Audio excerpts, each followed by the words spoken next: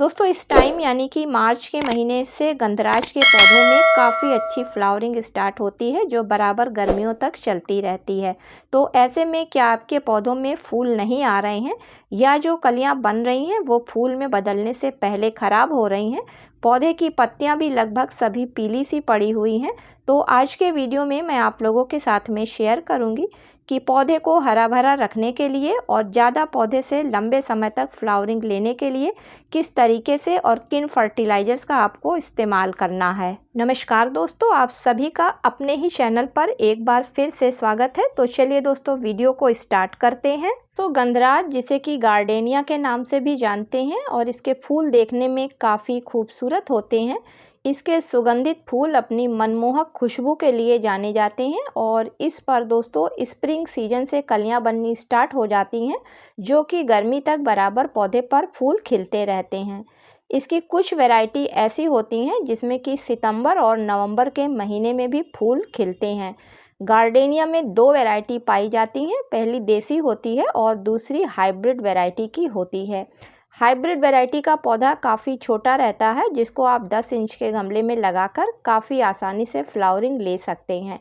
वहीं जो इसकी देसी वैरायटी होती है वो काफ़ी तेज़ी से ग्रोथ करती है, जिसकी वजह से जब आप उसको गमले में लगाएं तो कम से कम 14 से 16 इंच के गमले में लगाने पर ही ये पौधा अच्छी तरीके से देसी वाला फ्लावरिंग करता है। गार्डेनिया के पौधे को आप बीज और कटिंग दोनों से लगा सकते हैं। बीज के द्वारा लगाने पर काफ़ी देरी से इसमें फ्लावरिंग स्टार्ट होती है। और टेम्परेचर की अगर बात करें तो 18 से 30 डिग्री के टेम्परेचर पर गार्डेनिया का पौधा काफ़ी अच्छी तरीके से ग्रोथ करता है, क्योंकि ये टेम्परेचर इसको काफ़ी पसंद है। तो दोस्तों किसी भी पौधे को लगाने से पहले अगर दो चीज़ों का ध्यान दे दिया जाता है तो वो पौधा काफ़ी अच्छी तरीके से ग्रोथ करता है और समय आने पर उस पर फल या फूल जिसका भी पौधा होता है वो आता है।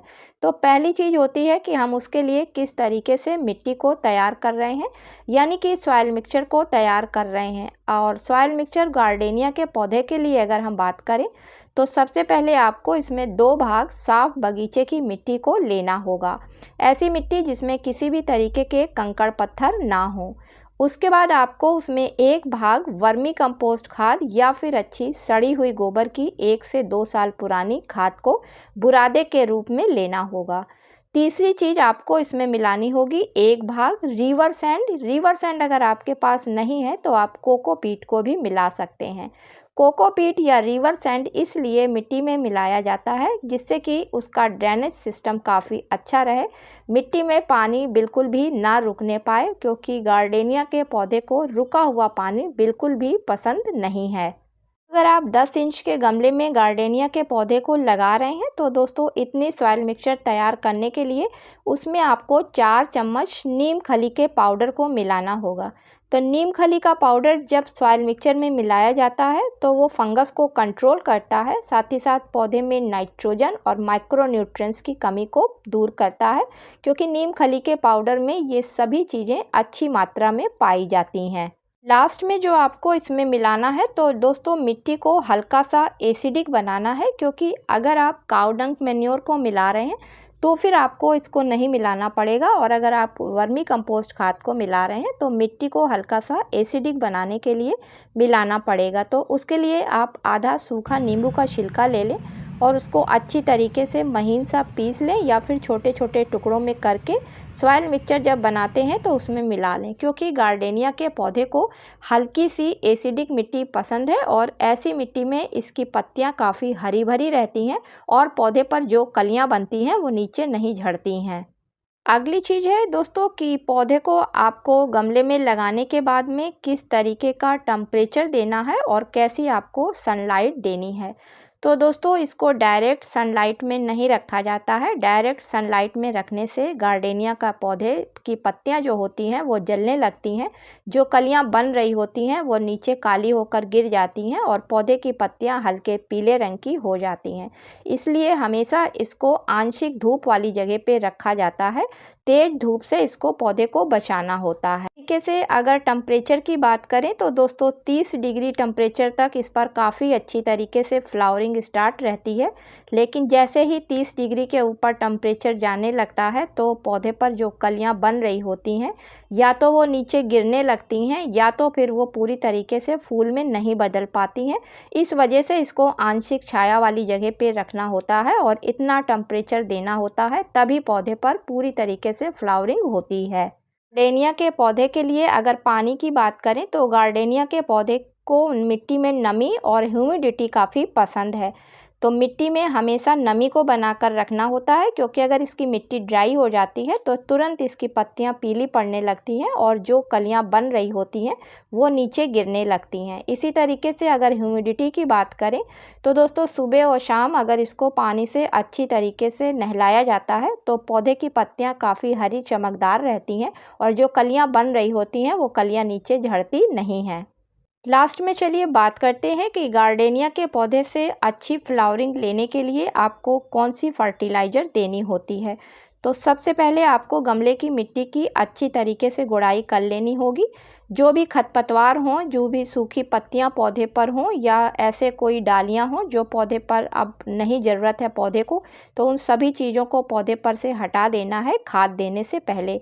उसके बाद आपको जो खाद पहली लेनी है वो है वर्मी कंपोस्ट खाद। तो 10 इंच के गमले के लिए आपको लगभग 100 ग्राम के करीब वर्मी कंपोस्ट खाद को लेना है।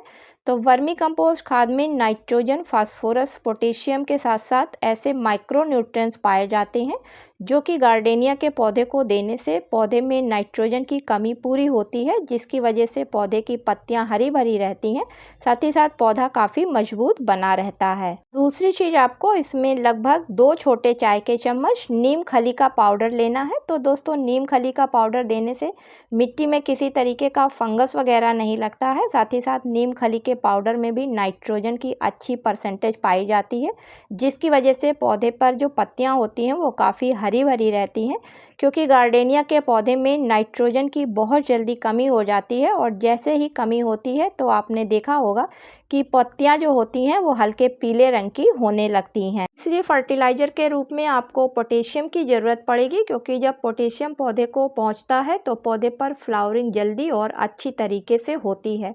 तो उसके लिए आप 2 केले के छिलके ले लें, उनको अच्छी तरीके से सुखाकर छोटे छोटे टुकड़ों में कट कर उसके बाद पीस लें, या फिर महीन से टुकड़े हों तो डायरेक्ट आप उसको सॉइल मिक्सचर में भी मिला सकते हैं। चौथी, फर्टिलाइज़र के रूप में आपको 1 चम्मच सीवीड ग्रेन्यूल्स के दानों को लेना होगा। तो दोस्तों इसमें नाइट्रोजन, फास्फोरस, पोटेशियम के साथ साथ आयरन, मैग्नीशियम, जिंक जैसे भी पोषक तत्व पाए जाते हैं जो कि पौधों की पत्तियों को पीला होने से रोकते हैं। इसी के साथ में मिट्टी को हल्का सा एसिडिक बनाते हैं और गार्डेनिया के पौधे को हल्की सी एसिडिक मिट्टी पसंद है। एसिडिक मिट्टी में इसके ऊपर फ्लावरिंग अच्छी होती है और आयरन, कैल्शियम, जिंक की वजह से पौधे की पत्तियां पीली होने से रुक जाती हैं। चारों चीज़ों को आपस में मिला लेना है और उसके बाद गुड़ाई करी हुई मिट्टी में चारों तरफ किनारे की तरफ धीरे धीरे मिलाकर ऊपर से मिट्टी से अच्छी तरीके से कवर कर देना है और वाटरिंग कर देनी है। इसके बाद उठाकर पौधे को आपको सेमी शेड वाली जगह पे रख देना है।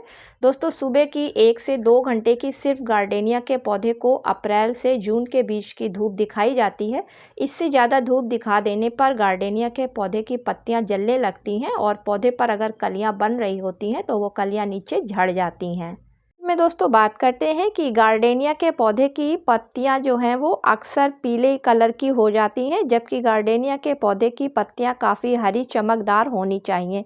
तो पत्तियों को पीली होने से रोकने के लिए मिट्टी को हल्का सा आपको हमेशा इसकी एसिडिक बना के रखना है। तो उसके लिए आप किसी भी ऐसी चीज़ का इस्तेमाल कर सकते हैं जो कि मिट्टी को एसिडिक बनाकर रखती है। तो दोस्तों उम्मीद करती हूँ कि आज का वीडियो आप लोगों को पसंद आया होगा। यदि पसंद आया हो तो इसे लाइक और शेयर करें और चैनल पर पहली बार विजिट कर रहे हैं, वीडियो पसंद आ रहा है तो चैनल को सब्सक्राइब करें। मिलती हूँ किसी अगले वीडियो में किसी नई जानकारी के साथ में। तब तक के लिए दोस्तों हैप्पी गार्डनिंग।